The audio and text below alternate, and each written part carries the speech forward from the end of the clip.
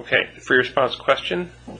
We're told that f is a piecewise defined function as follows, and it's quite a doozy. We want to start by finding the limit as x approaches negative infinity of the function. Okay, negative infinity are numbers that are really, really small. They are numbers that are less than negative 2. So basically we're looking to find the limit as x approaches negative infinity of the square root of 25x squared minus 9x plus 4 all over 7x plus 3. Okay, so we are in essence plugging in a really, really small value. Alright, so let's just say negative a billion. And the idea is, well, where's the highest exponent located? Well, we see an x squared in the numerator, and we don't see an x squared in the denominator. But this x squared has a square root over it. So we're taking the square root of a square, which basically eliminates them. Okay. What does that mean? It means our highest exponent is actually in the numerator and in the denominator. Right. So we're now looking at the leading coefficients. So it seems like the answer should be 25 over 7. Here's trick number 1 to this problem. It's not 25 over 7, it's the square root of 25 over 7. So we're looking at 5 over 7. We're not done yet, because again, we're plugging in a negative number. When you plug in a negative number into 25x squared, what does the square do to the negative number? It makes it positive. So we actually have a positive value right here. Remember, these values don't matter because they're too small. But we have a positive value right here that we take the square root of. So we have 5 in our numerator because the x squared is making this value positive.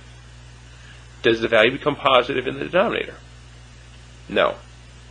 You have 7 times negative a billion. That's a negative number.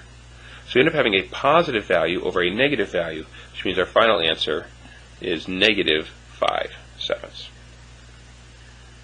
Part B, let me move this up. The limit as x approaches negative 2 from the right. Negative 2 from the right, so we're going to go back to our conditions, slide down just for a moment.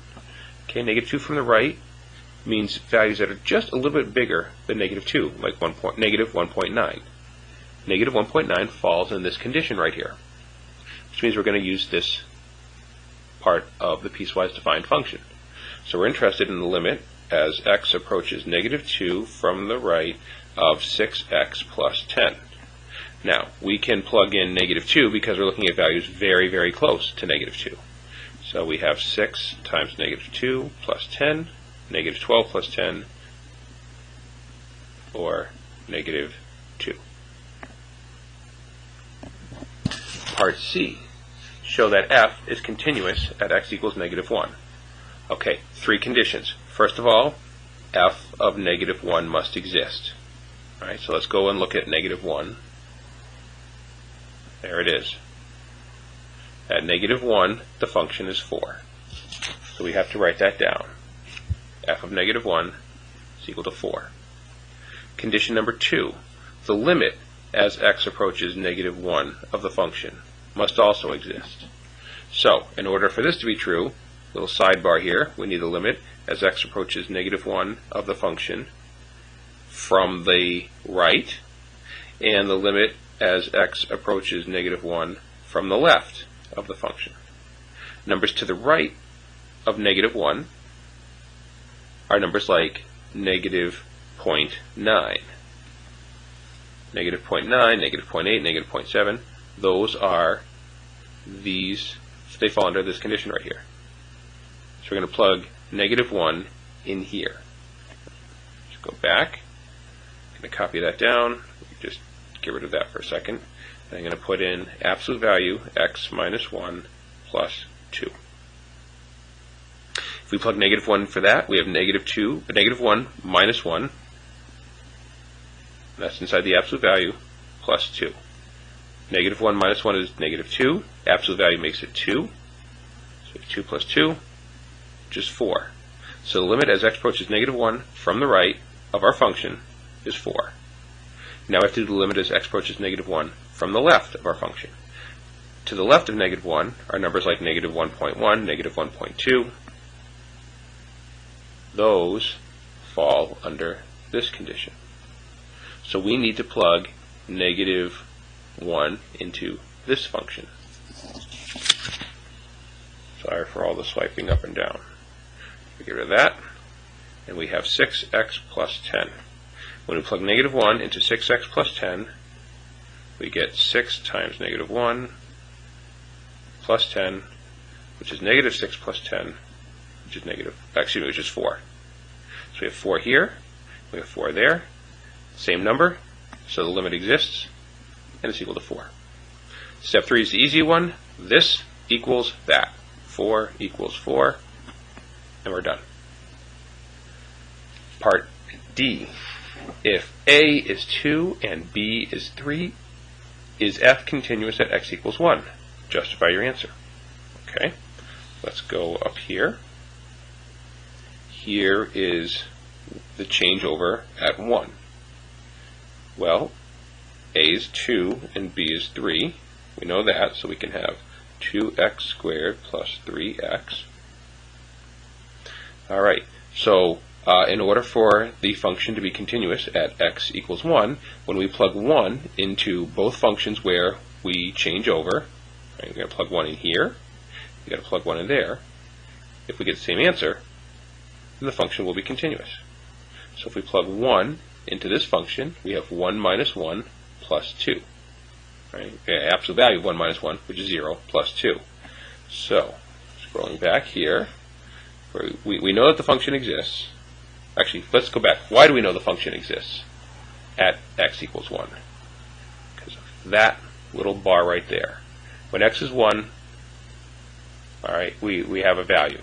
Okay, we plug 1 into this function. 2 plus 3 is 5. So we know that f of 1, oops, wrong spot, f of 1 is equal to 5.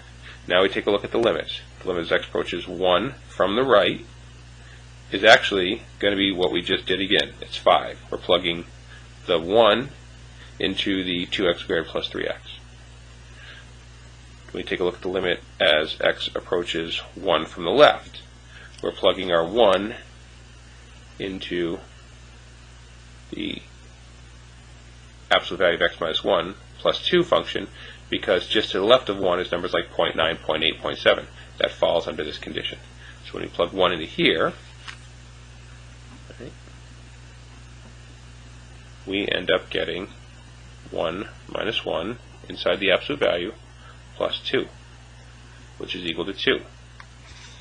Well, the other side was 5. These are not the same. So no. Why? Because the limit does not exist. The limit from as x approaches 1 from the right is not the same as the limit as x approaches 1 from the left. So therefore the limit as x approaches 1 of our function does not exist. That's the justification for our answer. Okay, last and not least, if a is 2 and b is 3, what's the value of p that will make f continuous at x equals 4? Show the work that leads to your conclusion. Okay, so if a is 1 and b is, if a is 2 and b is 3, right, then we have up there, we have 2x squared plus 3x. Okay, and that's valid from 1 to 4. What happens if we plug 4 in here?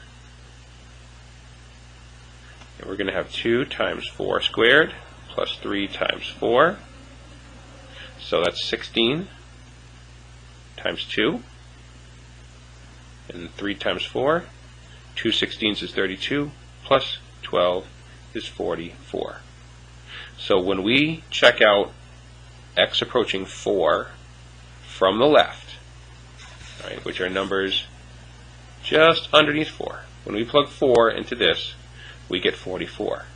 Which means when we plug 4 into the other side from the right, we must also get 44. So p squared, p times x squared plus x minus 8 must equal 44 when x equals 4. So let's plug in 4 for x. P times 4 squared plus 4 minus 8 must equal 44. 16p plus 4 minus 8. Plus 4 minus 8 means we're subtracting 4. Must be equal to 44. Add 4 to both sides, and 16p is equal to 48. Divide by 16, and p is 3.